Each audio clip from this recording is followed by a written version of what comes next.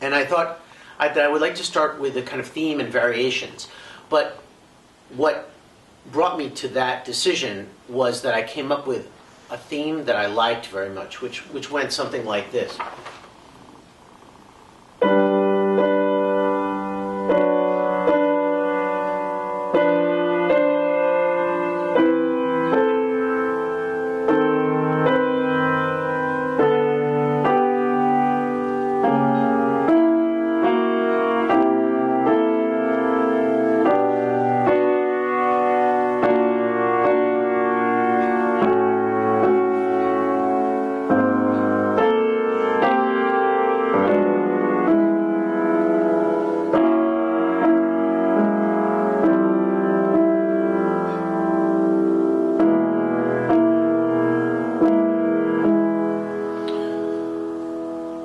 And after that, it kind of stays there, but I shift it up. But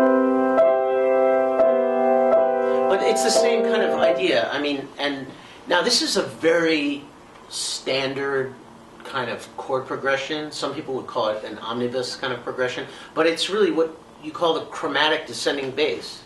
You basically have one chord like this,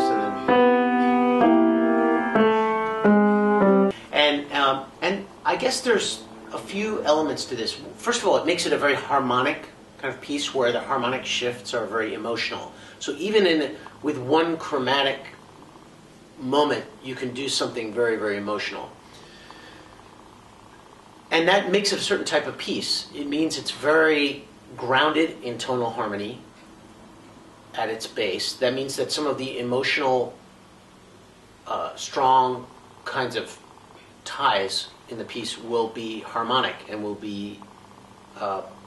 have to do with the harmony, which is what harmony really has to do with is function. It's like a direction.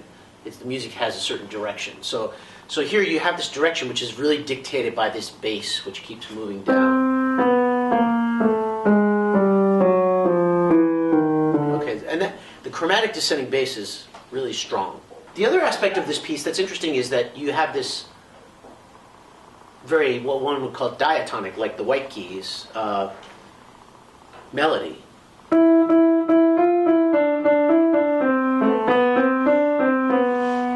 You know, that's very kind of, sounds like a major scale, kind of, you know, that type of melody.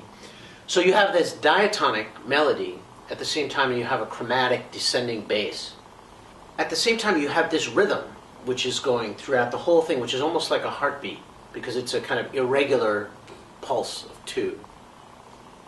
Actually, it's in three. We would say it's in three, but the pulse that you hear is lub-dub, like a heartbeat. So it has that feel to it.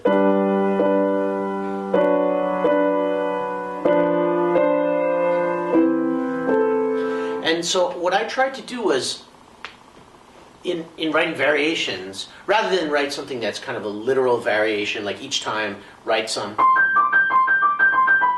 over the same, you know, harmony, I decided to just take those things, the harmonic, the melodic, and the rhythmic aspects of the piece, and try to find all different ways to mess with them.